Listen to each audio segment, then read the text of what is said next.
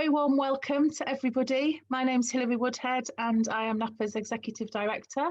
And this is the fourth in our series of Tea Tuesday events.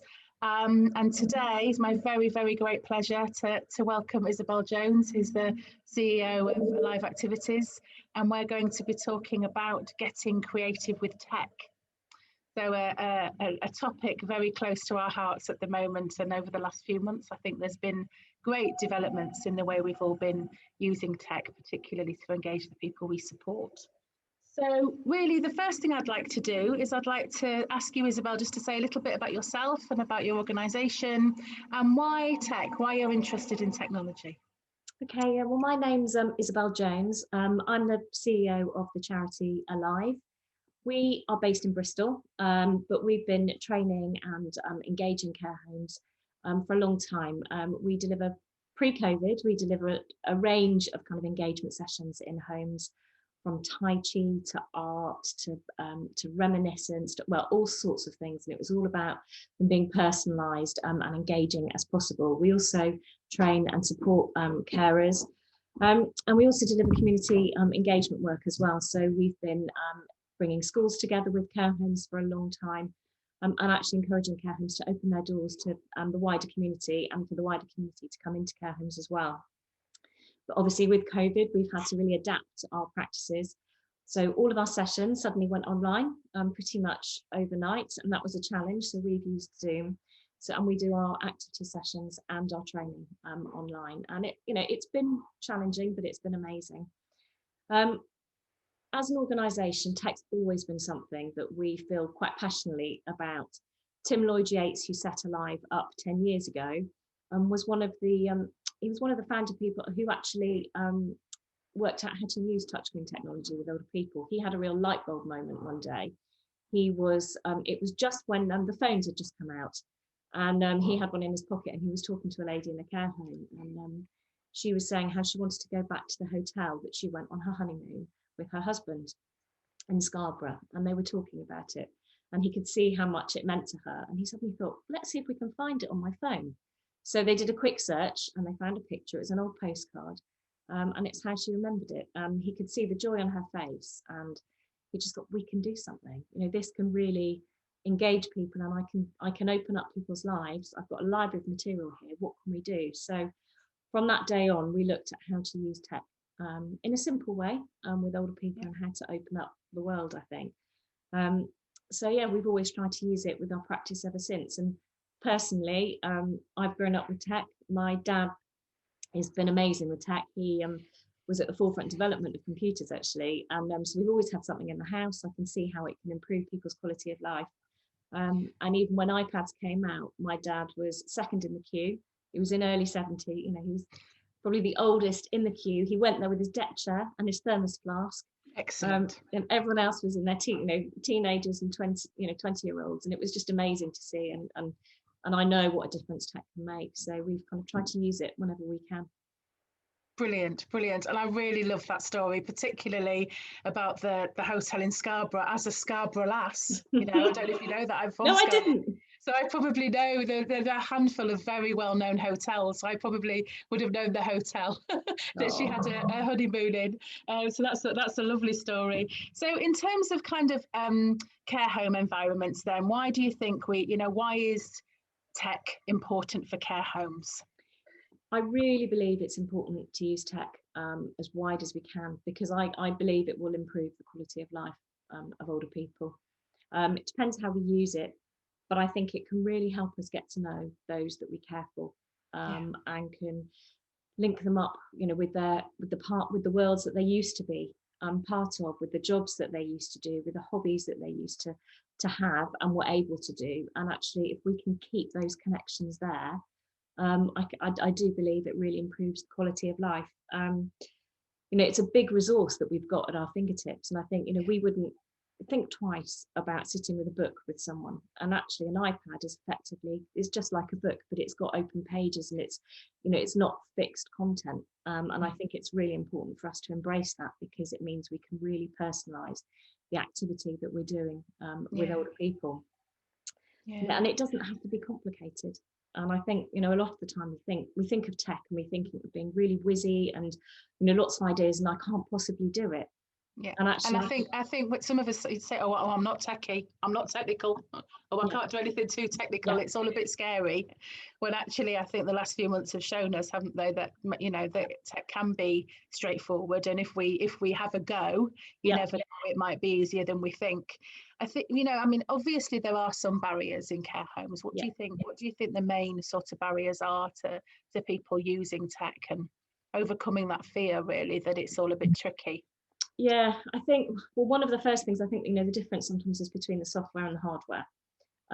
The first major thing that we've encountered is Wi-Fi, Yeah, actually. yeah. And I think, you know, it's actually bizarrely, you know, it's a strange thing to say, but it's a UN human right now that they're talking about, that actually, you know, for everyone to have access to the Mm. internet. Some care homes have access just in lounges and don't go into people's rooms. And that's a barrier as well, because I think then when family are able to visit, they can't necessarily sit and search and look at things with the, you know, with their loved ones. And that's really important, I think, especially with grandchildren, because they're so familiar with Yes. touchscreen technology, that we can embrace that. But also I think it's the built environment. It's, you know, some older homes, they're very thick walls, so actually sometimes it's really hard for the Wi-Fi to get through, you know. And more of the purpose-built homes, actually, they're sprawling and it's difficult for Wi-Fi to go across. So we've got to make sure, I think, that care homes can get Wi-Fi boosters, or possibly, you know, different different routers and things like that around the home, so it can actually, it's not just patchy. And I think that is one of the issues. People are frightened that it will go, you know, for example, if we're delivering a Zoom session and sometimes the Wi-Fi does go down, it, you know, people are frightened to try it again. And it, you know, it's one of those things, it does happen. And I think we've got to really try and do what we can. I think as well, it's, as you were saying before, it is that fear. And I think it's just that commitment, and saying, let's just try it, let's just do simple things. Yeah. Let's use an iPad to search for an old picture of somewhere where someone used to live. Let's look up someone's favorite bird, for example. There are so many different apps that you can use, and it can really help you if you don't actually know something. So for example, someone's a real gardener and, you know, you don't always know the plant names. Well, actually looking it up on I an certainly iPad, wouldn't. I certainly wouldn't. no, I wouldn't either. And we've actually we found a new app which is about bird songs. So you actually can record a bird song and it tells you which bird it is. So That's just amazing. it is Yeah, amazing. yeah. I went for a walk recently. Eventually managed to meet up with my brother, who I hadn't seen for ages, and he'd been out walking on his own. So was really excited about this app that he'd found that showed that you could just basically take a picture of any plant, any picture would tell you what it was and the history of it. Well, of course, the kids were because it was so immediate. It was just so interesting and so accessible to them. You know, and I think it's making, I think it's help if we have a go and we feel comfortable, then maybe we're more likely, I suppose, to introduce it to the people we're supporting, or, you know, if it's something we're interested in and we have a look at, that makes it it makes that next step perhaps a little bit less frightening. Yeah. You can find something you're interested in and navigate the internet to suit your interests, then that next step maybe isn't such a leap. Yeah. No, thank you for that. In terms of COVID-19, how do you think that's affected kind of the use of tech in care homes? We've said we've been, you know, amazed really by how care homes have taken it on, but how have they done that? What do you think has enabled them to kind of embrace it, really? Well, I think it's just been a desire to support their residents, and you know, they know how important that connection, especially with their families. I think it's been driven by that need, for the residents to connect with families, but also for families to see how the residents are. And I think in a way it's been more important for families, to a certain extent, because it's been so difficult. People have felt so shut off, I think. So but you know, it's been absolutely vital. And I think care homes have done an amazing job in such difficult circumstances, that they have embraced. And I know many care homes and many care home groups within days had bought you know, different kinds of tablets and things that they were able to just be able to, you know, to WhatsApp and video call people and you know, their friends and family. So they have adapted so quickly and so well. Yeah. And I think that's often the case, isn't it? It's really important that situations like this cause us to be reactive, and it's been amazing. I think to see that creativity, and how they've used it. Yeah, definitely.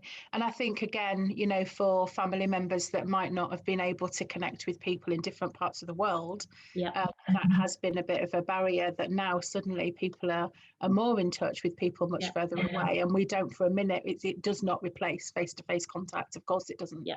I think it can go some way, can't it, to compensate in the short term. I think it does. You know, one way my nephews live in Australia with my brother.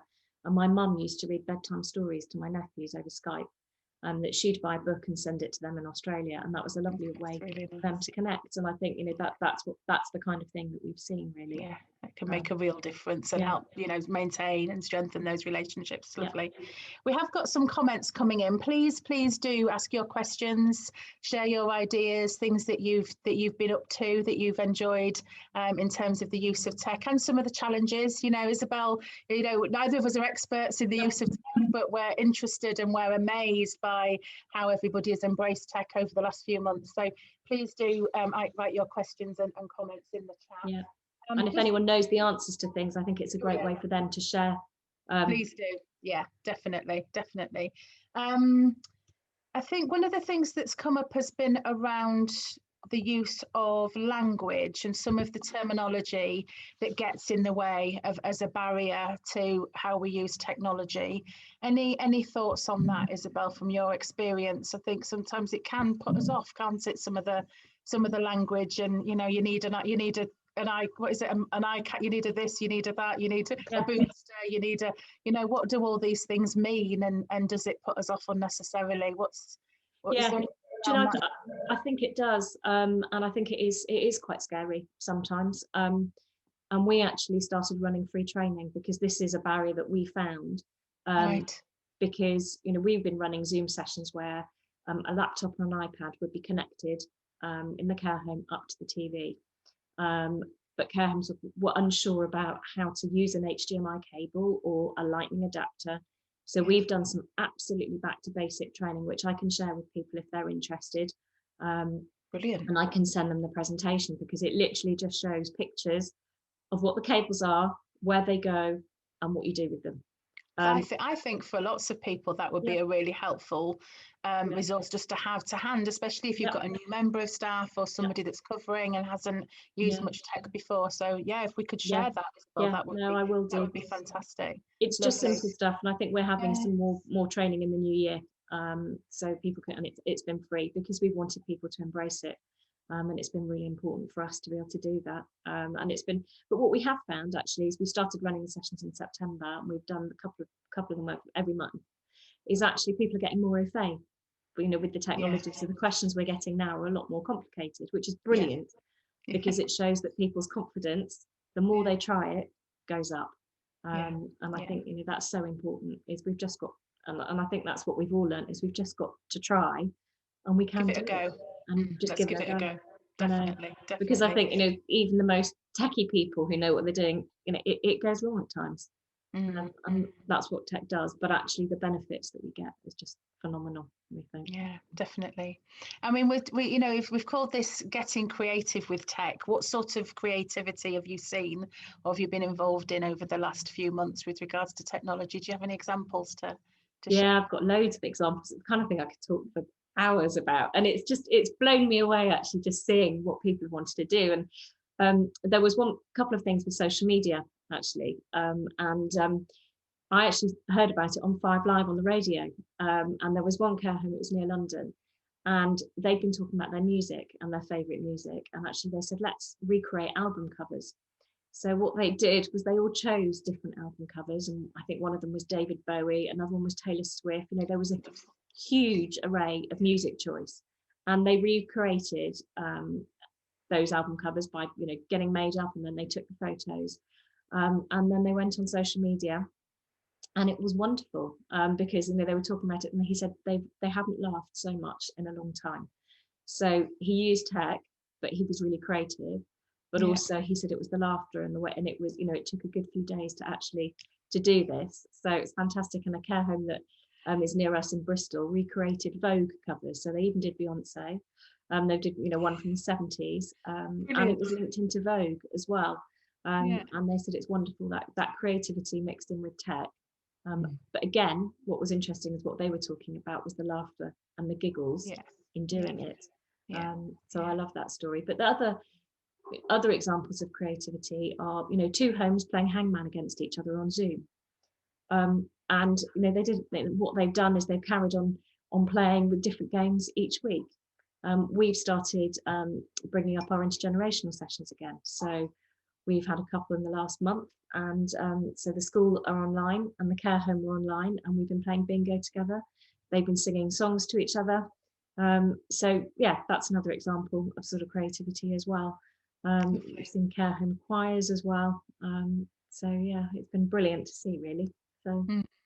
And I suppose, sometimes quite surprising that that we've been able to, almost establish new ways of doing things, new relationships, new activities, because we're getting more confident with tech. I mean, the idea of the album covers and the Vogue covers, I mean, it sounds incredibly sophisticated to be able to do that, and just amazing that that's something that people have accessed. And whether they would have done that before, I don't know, maybe they would, but it makes you wonder, doesn't it? But it does. And also the other thing I wanted to mention was TikTok, because obviously TikTok, with some youth, it's huge. But some people have been doing dances, and I think it's the good thing about it is actually sometimes it incorporates all the care staff, and some care homes have been sharing it on social media, and you can see everybody involved in the activity.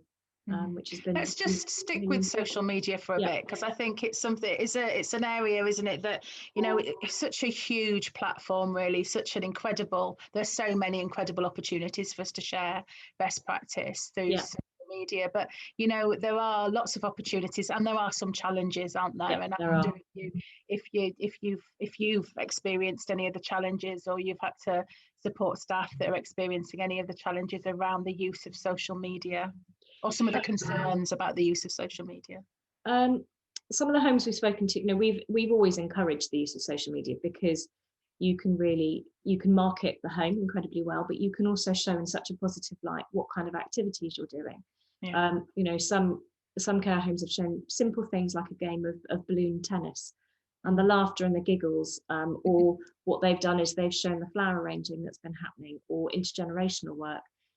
So for people who live away, actually being able to see their relatives involved in activity like this, it's been really positive. But for some care homes, they're not allowed to do it because of their policies, which we get. And it's important, and for some care homes, it's the fact they don't always have consent for photos. So it's important, actually, we've always said that you need to have consent. And there are ways of taking photos, that you could take photos of hands, or you can take photos of the activity that they're doing that doesn't necessarily include people and include faces, or you can take backs of heads and things like that. So sometimes you can use social media, but you can use it in a different way. But it's important, all care homes need to have a policy before they do it. They need to make sure that they have consent and they have families' consent. So it's important to manage it in a really positive way. But most of the experiences we've had with care homes is that actually what it's done is it's increased it to a wider world. Is that actually people are interacting with them. It's a good way of being able to do activity, of being able to actually involve the local community. Some homes have been putting out, ask for help, or they'd like such and such, or if anyone's got any skills, can they come and use them? So actually it's a good way of really engaging in a local community. It's so important. It is. And I think as well, I think some of the fear around sharing images or examples of your practice, of the difference that you've made in the moment to somebody, that sometimes that can be very it can in itself be really motivating, can't it? I want to show the world the impact that this activity, this engagement has had on the person or on the staff or whatever, and it's so quick, isn't it, just to reach phone, take a photograph, forget, just forget the professional boundary that might be required in capturing that moment. And I think that's something that sometimes, as at Napa, we hear about. We have lots of calls on that helpline, people just saying, where do we stand really on taking photographs on our own devices? And generally we say what you've said about, well, what does your policy say? And if we haven't got one, then that's the starting point. But I think also just saying, well, make sure that if you are out and about with somebody, that you've got the work phone, that you've got the work iPad, that there is a device that's absolutely, and it's that safeguarding that's so important, that you've got to make that it's not on your own personal device, for everybody's protection. And we've social media, it just shows also how quickly things can spread. I'm sure everybody has seen the clip recently, the most amazing clip of the lady who was the ballerina putting the music on and being able to wonderful. I get goosebumps every time you speak about it. But again, it's shown how quickly things can go around social media, so it's important to make sure that we have consent, and that everything's in order before we post. Keep people safe. Absolutely. Thank you for that. And in terms of the actual devices, so can you say a little bit about tablets and versus iPads and phones? Anything in particular around the type of device that supports better engagement or creativity? We've always used iPads, I think primarily because they came out first, and we had, most of us had iPhones, so it's it's often that Android versus iOS. We're definitely on that kind of basis. Whatever you use, it doesn't matter so much now.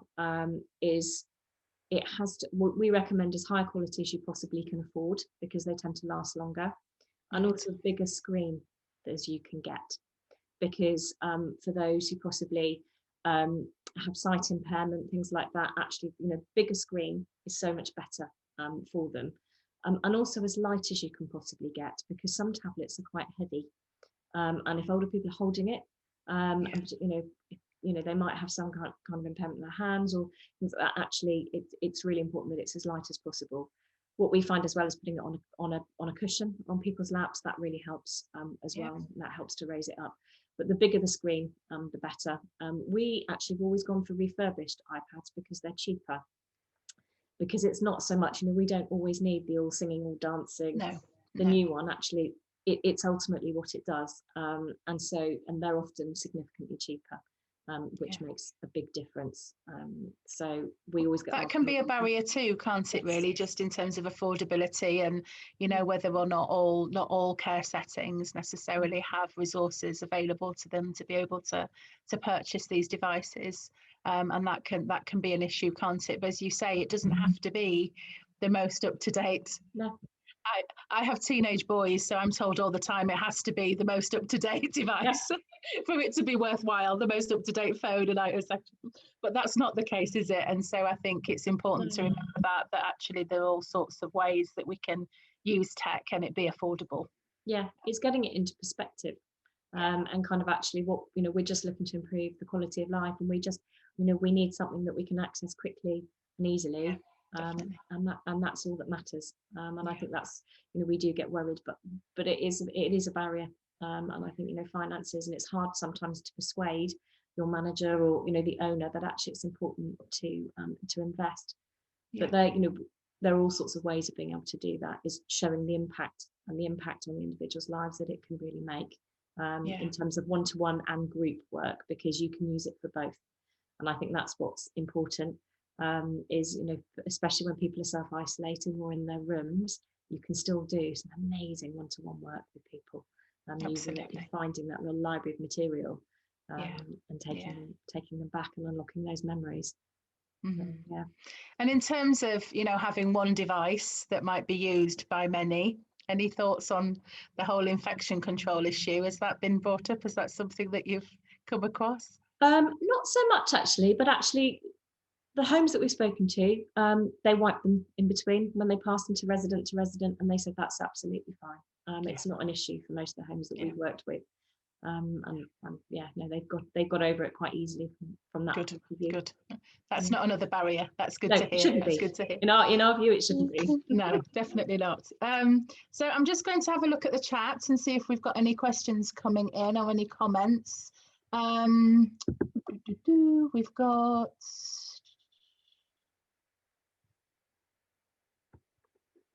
Oh, this is a techie question. We might not know the answer. What do you do? We have Wi-Fi. I have an iPad. How do I mirror image? Hang on, from my iPad to the TV, so I can have Zoom on the television. Yep, you can do that. Is that something? Do you know the answer to that question? There's a very, very good YouTube video actually which shows you how to do it. So actually, the best way of doing that, I can explain it, but it's quite long-winded. So the best thing to do is YouTube how to mirror image from your iPad to the TV, and it's really, really easy. You literally just need to click on something, and as long as your TV is a smart TV, but you can actually change that either by a Chromecast if you put a Chromecast in, or you get a Fire Stick. So it's and you can do that. And well, you don't need to Ali's question. Yeah, that's that. Brilliant. Thank you. Wonderful. The issue about language, which we've chatted about. And then we've got Chris is saying, I access the internet and have an iPad and iPhone. I don't use either to best capacity. I think it would be very helpful to have Zoom calls to help us better understand IT with some practical lessons. Chris is a big fan of ours. She's living with dementia and has been to many of our sessions and gives a really helpful perspective, I think, from a person's living with dementia's perspective, and to think about how best to explain to people how to use the tech. I have heard quite a bit that, we do use it with our residents, but for those who have more advanced dementia, it's more difficult. Any thoughts on that? I think for those people who are living with advanced dementia, it is hard and you need someone with you. And that's what we found is actually, tech's great, but actually what we need to make sure is it's done together. Yes, it's not instead of. No, it's not instead of, it's side by side. It's an amazing resource, but actually we can't lose that person-centeredness at all. And I think it can be amazing, when you have someone next to you helping and supporting. I think that's a really interesting point as well that Chris has made, that maybe when we're thinking about sessions for care staff, maybe we could also think about sessions for people who are living with dementia, how to make the most of tech so that they can remain connected to family and loved ones and friends. There's all sorts of, I think we do need to do that. And actually the interesting thing is we're looking at doing it a lot more with people in the community, but I think we need to make sure we're doing it with people in care homes as well. Absolutely. Brilliant. Thanks for that, Chris. And just moving down a little bit, I think. Alison says, thank you. I've just ordered a Fire Stick. So brilliant. She's on it. That didn't take her long, did it? I love it. That's quick and efficient. That's fantastic. And Susan's saying, how can we access training on technology, basic training? How do we find out more about that? Well, email us and we're running free training sessions, so you can come along to one of ours, which would be brilliant. So fantastic, and we're very happy to share that those sessions that are live are running through Napa News, so we'll keep everybody informed of those, which is brilliant. Sorry, glasses on, glasses off every 2 minutes. Just wanted to kind of, just before we sort of wrap things up really, is to say, Christmas is coming. Yep. We're on the countdown now, aren't we? How can tech really help us to make this the best possible Christmas it can be, given the circumstances? I think just some parting kind of thoughts on that, really. What do you think? Oh, I think it can be amazing. I had an idea of actually coming up with asking families to do an advent calendar for residents digitally. So every day they send in a video, or they send in a picture, or they send some kind of communication. And as a home, you could set up a specific email on Gmail, so actually it doesn't block up your normal email account. You could ask them to use WeTransfer as well if they're sending videos in. But we can use it because we can connect people. And I think the difficulty is we're not going to be able to access the church services. You're not going to have the normal things coming in. Ask your local school to film some kind of nativity, or if they've got an old video of their nativity, to send it in. So I think there are all sorts of ways of doing that, and accessing church services online. Many church services are doing that, and I'm sure local churches in the community will. one of our local church services is actually what they're doing for people who are isolating. They've all got phones in the rooms that actually they're able to phone in to a Zoom conversation. So actually they're doing the Zoom call, but those in their rooms are actually able to access it via a phone, which is amazing. Yeah. So there are many different ways that we can actually, that we can think creatively. Yeah. Brilliant, thank you for that. And I just wanted to, there's a couple of different types of examples. So virtual museum, tours of virtual museums, and I think walks as well, walks around bits of the countryside, and being able to kind of use technology to enable us to be outside, even if we're not literally outside, and a whole range of different ideas for just for day-to-day activities, but for individuals. I love the idea of the virtual museum tour. Actually, I think it's something we always go to the museums in the Christmas holidays. That might not be happening this year, so I think it's something that we can all enjoy, isn't it? Those virtual museum tours. Really I think many museums are getting really creative and putting their things online. Yes, that's Great Britain in Bristol. I've been running sessions. Really? And we've been able to take them. So yeah, really nice, lovely. Oh, one new message. Let me just check that we're not missing. I'm not brilliant at this. I don't know if Jana, basic training. Yes, we've mentioned that one. Chromecast. Yes, people saying we use a Chromecast too to mirror our iPad with our TV. Fantastic. That's been backed up. That was obviously good advice.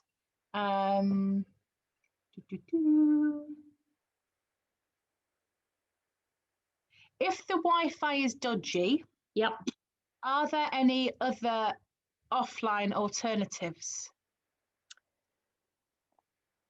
Bit of a difficult one. You can get Wi-Fi boosters, and you can get what they call dongles and things, so you can actually find Wi-Fi that way. Or potentially what you can use is you can actually buy, so some of the iPads, you can actually effectively have a SIM card within them. So instead of actually linked to the Wi-Fi, they are 3G or 4G enabled. So effectively it's like a phone. You can't phone out on them, but actually you can access the internet. So you might pay £10-15 a month or something like that. And that's what we did actually as a charity for a long time, because the Wi-Fi in care homes was so patchy. So it enables our facilitators who are going into care homes to be able to use it. So that's a better way if the Wi-Fi is difficult, of using 3G. And certainly to have it as a backup. It sounds like a good idea. Excellent. Is there anything else you would like to share with us with regards to our conversation today? I think it's about keeping it simple. I think a lot of us get frightened of tech, and I think even things like digital radio, we often forget actually having a DAB radio is so simple, but there are so many different types of radio stations on there that can be so applicable to individuals. We had last year in one of our sessions, we found out that one of the gentlemen, for example, he loved cricket. Nobody knew, but what we said to them was, well, going to buy DAB radio, and he had Test Match Special on all the time, and it made the world of difference. So it's looking at simple ways. And then also Amazon Alexas in people's rooms, you can access the radio, they can call people. So it's not just, there are other forms of tech that we can use, but I think it's about keeping it simple, but it's about trying it as well. That it's just so important. And I think both from NAPA and a live activities point of view, I think we would really love to hear how people are getting on, wouldn't we? What they've tried, what they've some of the challenges, but the successes too. What difference has it made to your practice as staff, but also to the lives of the people that you support and their families as well. And I think please let us know. We can share it in our newsletters, NAPA magazine, on our websites. We're always looking for case examples that we can share across the board, and it doesn't have to be really, really weird and wonderful. It can be, this is how we've used the phone, this is how we've used this radio station with this, but tell us about it, because I think the more examples of how we use technology, the simple tech, yeah, the more confidence we'll build, and then before we know it, we'll have lots of examples of people being really quite clever with the technology. So that'd be really, really important to us. So thank you all for being here, and I hope you've enjoyed this afternoon chat. I didn't see you drinking much tea, Isobel. I know, I've been chatting too much, that's why. It's really lovely to have you with us this afternoon. Thank you. Well, thank you. It was my pleasure. We have recorded this session, so what we'll be able to do for those that perhaps couldn't be here is get it out on Napa News, and Isobel Live are going to put it on their website as well. So if you have colleagues or if you'd like to listen to it again, it'll be available over the next few days. So do check back if you'd like to share it. Thank you all very much for being here. Thank you, Isobel. Thank you, Hilary. It's been lovely. Take care. Bye for now. Yeah, take care. Bye. Bye-bye. Bye. Bye.